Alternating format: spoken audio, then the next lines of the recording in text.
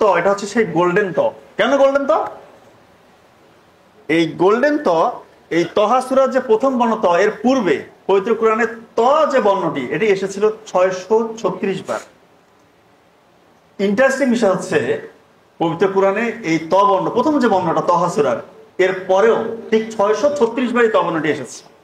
আল্লাহু আকবার, চিন্তা করেন, আল্লাহ তাআলার সেটিংটা আপনি চিন্তা করেন। একটা মাত্র সূরা এসেছে যেটা ত দিয়ে শুরু এবং ওর নামও হচ্ছে ত দিয়ে, এবং ওই সেটিংটা আপনি চিন্তা করেন। 636 বার এসেছে পূর্বে, পরেও 636 বার, একটু এদিক সেদিক নাই। আর একটু সামনে আগে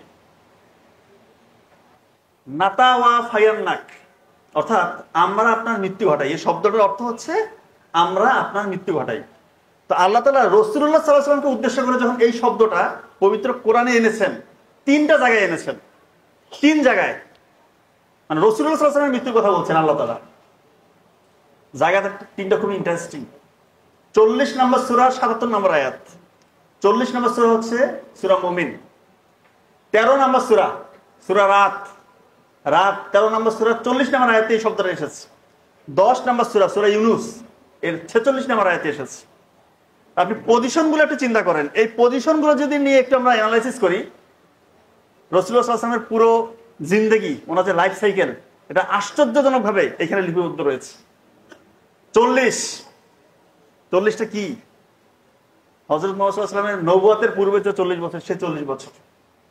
13 নবুয়তের পরে মক্কার 13 বছর, এবং 10 নবুয়তের পরের মদিনার 10 বছর, এবং তিনটার সামেশন হয় কত? 63।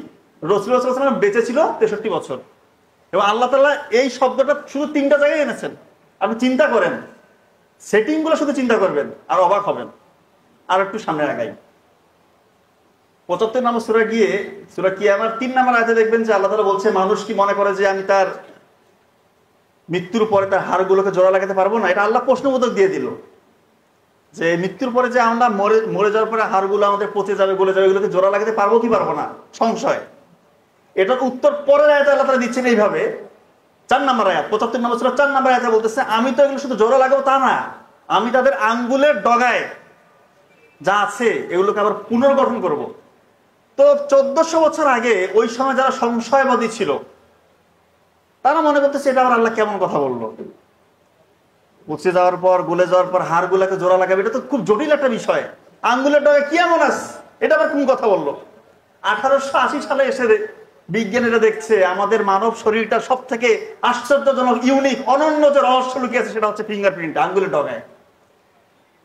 তা আল্লাহ তাআলা 1400 বছর আগে এটা সেট করেছে। এখানে সব থেকে বড় বিষয় এখন বলবো, এটার যে পজিশন, 75 নম্বর সূরা 4 নম্বর আয়াত। আপনি সূরা ফাতিহার 1 নম্বর আয়াত থেকে শুরু করে গুনে গুনে 75 নম্বর সূরা 4 নম্বর আয়াতে যান, ক্যালকুলেটর টিপেন, আয়াতের সামেশনটা হবে 5555। 5555 কি? আমাদের ডান হাতে 5 আঙ্গুল, বাম হাতে 5 আঙ্গুল, ডান পায়ে 5 আঙ্গুল, বাম পায়ে 5 আঙ্গুল, 5 5 5 5। আল্লাহ তাআলা ফিঙ্গারপ্রিন্টের কথা শুধু একটা নাম্বার আয়াতেই বললো পবিত্র কোরআনে, 75 নম্বর সূরা 4 নম্বর আয়াত। আর সেই জায়গাটা কি? 5555। বিস্ময়কর। আল্লাহু আকবার।